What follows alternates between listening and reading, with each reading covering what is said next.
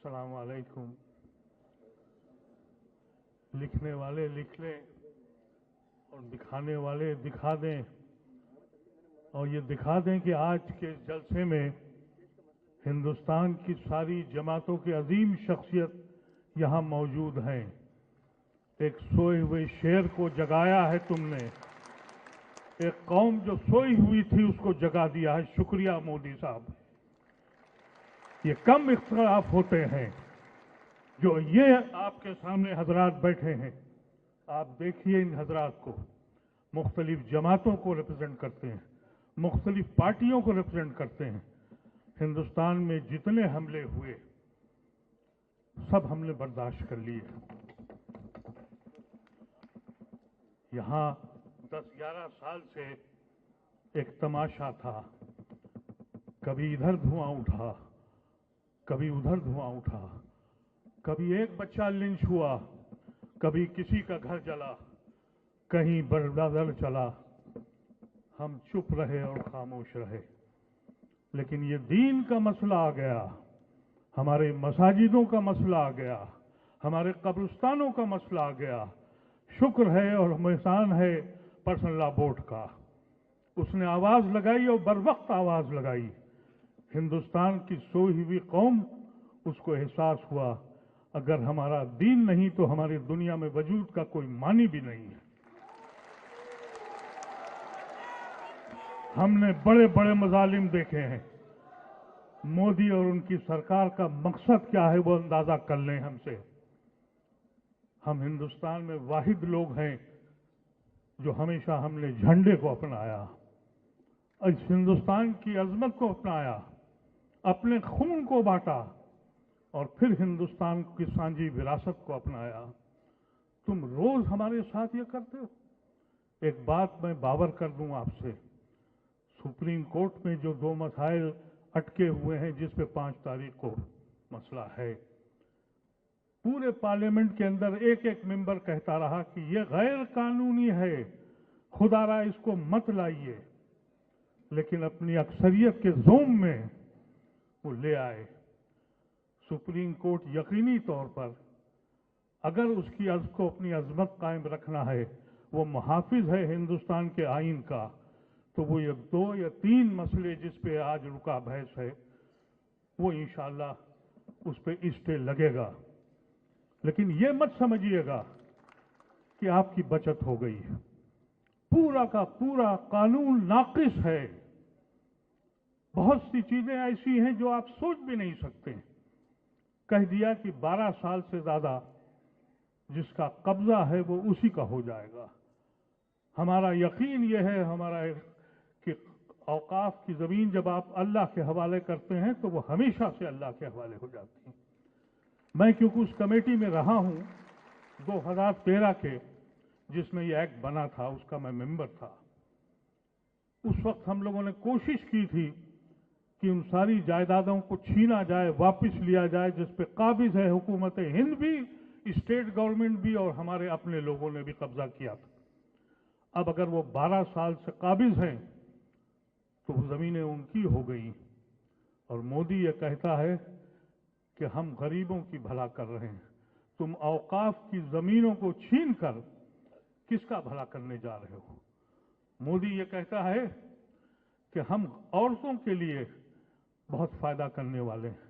औरतों के तो हुकूक ही छीन लिए उसने ये कह दिया कि 5 साल आपको प्रैक्टिसिंग मुसलमान होना है।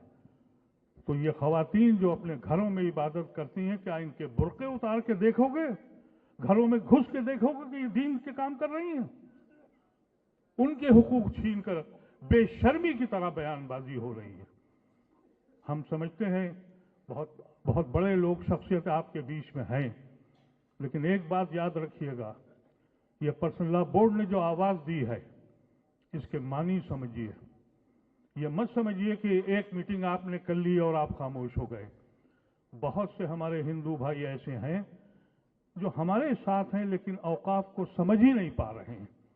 उनको ये अंदाजा ही नहीं हो रहा है। वो समझते हैं कोई ट्रस्ट है, कोई ऐसी संस्था है। उन्हें ये मालूम नहीं है कि औकाफ की जमीन अल्लाह की जमीन है। उसमें खुर्द-बुर्द करोगे तो हम माफ नहीं करेंगे, तुमको याद रखना, और अल्लाह भी तुमको माफ नहीं करेगा। इसका एहसास तुम लोगों को होना चाहिए।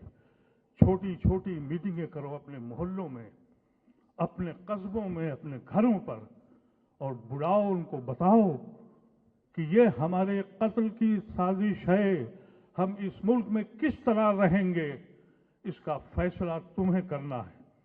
तुम्हारे आने वाली नस्लें इस मुल्क में कैसे रहेंगी। जितने हमले हुए हैं हमने बर्दाश्त किया है, लेकिन इससे बड़ा हमला मैंने अपनी जिंदगी में तो नहीं देखा। और आज मैं ये कहना चाहता हूं कि आप तैयार रहें, छोटी मीटिंगें करें, गैर मुस्लिमों के साथ मिलें, और अपनी मीटिंगों की इत्तला पर्सनल लॉ बोर्ड को जरूर दें कि हमने यहां मीटिंग करी है, हमने यहां मीटिंग करी है। और ये अफवाह मत फैलाइए कि हम में आपस में इंतशार है। हम यकीनी तौर पर पर्सनल लॉ बोर्ड के हुक्म पे चलेंगे। ये हमारा सबसे बड़ा इदारा है और इस इदारे ने खुल के सामने काम किया है। हम किसी जमात के हों, किसी पार्टी के भी हों, लेकिन हमारी ये जिम्मेदारी बननी चाहिए कि हम अपने इलाके में जा के बताएं कि ये गैर कानूनी चीज है। खुशनसीबी ये है हम लोगों की कि इस मुल्क में गैर मुस्लिम की बड़ी तादाद आपके साथ खड़ी है। ऐसा न हो कि आप इसको हिंदू मुसलमान करके उनको अलग कर दीजिए। ये सांझी विरासत का मुल्क है, ये गांधी और नेहरू का मुल्क है, और इसलिए आज वो आपके साथ खड़े हैं। लेकिन अगर आपने उनको रुजू नहीं किया और उनसे बातचीत नहीं करी तो ये हिंदू मुसलमान हो जाएगा जो मोदी चाहता है। इसको आपको बहुत एहतियात के साथ काम करना है। ये बताना है आपको कि ये आईन का मसला है और हमारा ताल्लुक इस मुल्क के आईन से है। हमने जुना को इसीलिए ठुकराया था कि हम मुस्लिम मुल्क में नहीं रहना चाहते थे। हमने लियाकत अली खान को इसीलिए ठुकराया था। हमने नेहरू और गांधी और आजाद को अपनाया था इस संविधान के लिए। हम जुड़े हैं इस संविधान से, और अगर इस संविधान को तोड़ देंगे तो हमारा कोई रिश्ता इस मुल्क से नहीं रहेगा। इस लिखने वाले लिख लें और जिसको कहना है वो समझ लें।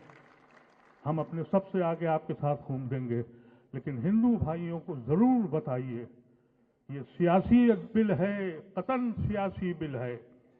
हुकूमत जो भी फैसले करेगी, आप ये मत समझिए कि एक्ट के बाद सारे मसाइल हल हो जाएंगे। नहीं मेरे अजीजों, नहीं होंगे। ये लड़ाई बहुत दौड़ लड़नी पड़ेगी, बहुत लंबी लड़ाई है। जब तक कि ऐसे लोगों को आप हुकूमत से बाहर नहीं फेंकेंगे, आप महफूज नहीं है। तैयारी करिए कि हिंदुस्तान के सारे जेल छोटे पड़ जाएं, वहां जगह न रहे। हमारे ऐसे ये सारे हजरात, इन्होंने पर्सनल लॉ बोर्ड की मीटिंग में ये बात कही थी, मैं उसमें था मौजूद। सदर मौसूफ ने कहा था कि अगर जेल जाना पड़ा तो जाऊंगा।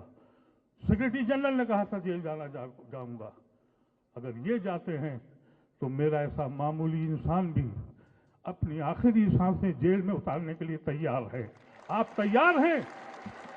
बता दें हिंदुस्तान के लोगों को कि खोई हुई कौम को हाथ छेड़ो मत करो, हमको इतना परेशान मत करो।